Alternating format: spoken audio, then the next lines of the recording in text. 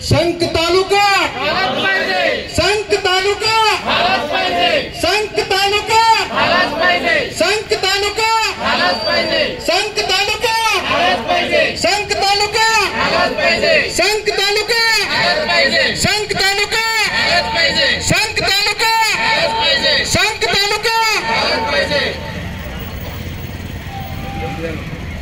प्रमुख मागण्यासह अन्य 23 मागण्यासह आज आम्ही संख छत्रपती शिवाजी महाराज सर्कल या ठिकाणी बेमुदत चक्री उपोषणास सुरुवात केलेली आहे।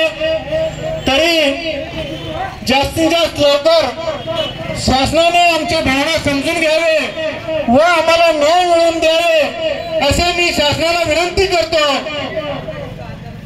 मी आदरणीय मुख्यमंत्र्यांना सांगू इच्छितो 50 वर्षापासून आमचे एकच मागणी आहे की आमचे गाव तालुका झाला पाहिजे व या दुष्काळी भागामध्ये पाणी आलं पाहिजे, हे दुष्काळी भाग हिरवागार झाला पाहिजे, हे आमच्या 50 वर्षापासून मागणी आहे। तरी या मागणीला आज अखेर कावडीमोल किंमत आम्हाला मिळालेली नाहीये। त्यासाठी मी शासनाला विनंती करतो आता तरी देखील आम्हाला न्याय मिळवून आमच्या मागण्या मान्य करावे असे मी शासनाला विनंती करतो, मुख्यमंत्र्यांना विनंती करतो। संत तालुका संत तालुका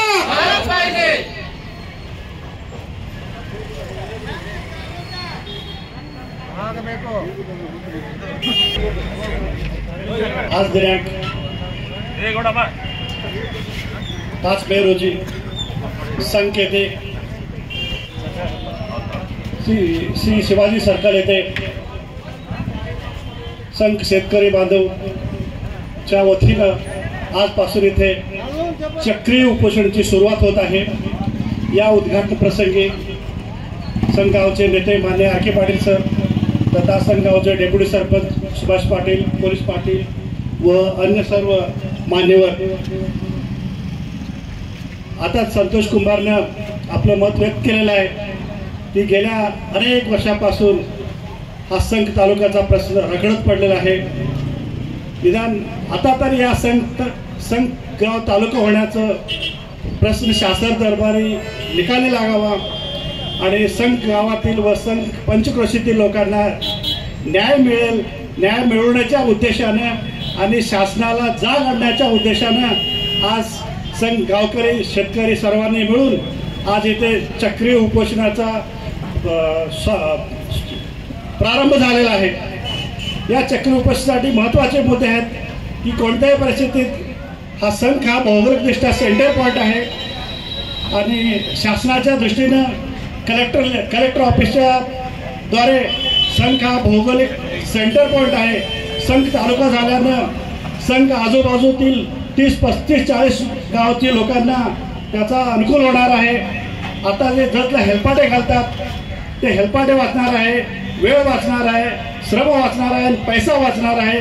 त्यामुळं संघ तहसीलदार कार्यालय झाल्यावर संघ तहसीलदार अंडर जे काही विभाग येतात, उदाहरणार्थ सब रजिस्टर असो, पुरवठा विभाग असो, मोजणी ऑफिस असो आणि रेकॉर्ड ऑफिस असो, सर्व कार्यालय आता संघ अपर तहसीलदार ऑफिसमध्ये त्वरित चालू व्हावे ह्या प्रमुख मागण्यासाठी इथं आज चक्रीय उपोषण प्रारंभ झालेलं आहे।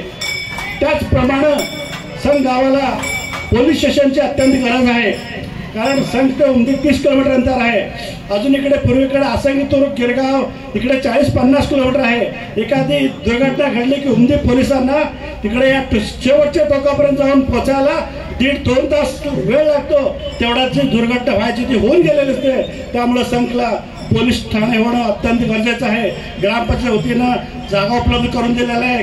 ग्रामपंचायत वतीनं गेल्या पंचवार्षिकमध्ये ठराव करून पाठवलेला आहे। तरी शासनानं या विषयाचा योग्य दखल घेऊन आणि सर्वात महत्त्वाचं म्हणजे आपल्या भागातील लोक पाण्याविना तडफडत आहे।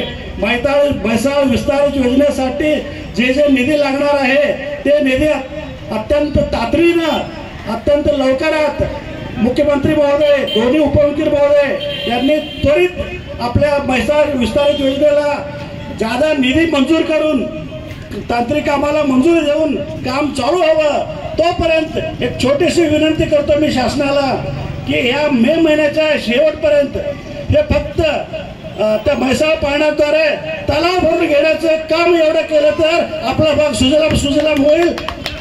खरोखरच आपण शासनाचे ऋणी आहोत. एवढं शासन करावं. आपल्या तलाव भरून घेण्याचं काम एवढं करावं की शेतकऱ्यांचा प्रश्न मिटेल. अशाच पद्धतीनं शासन जाग येईपर्यंत हे चक्री उपोषण थांबणार नाही आणि शासनाकडून लेखी हमीपत्र घेतल्याशिवाय संघ नागरिक शेतकरी इथून हलणार नाही आणि चक्री उपोषण चालू राहणार आहे.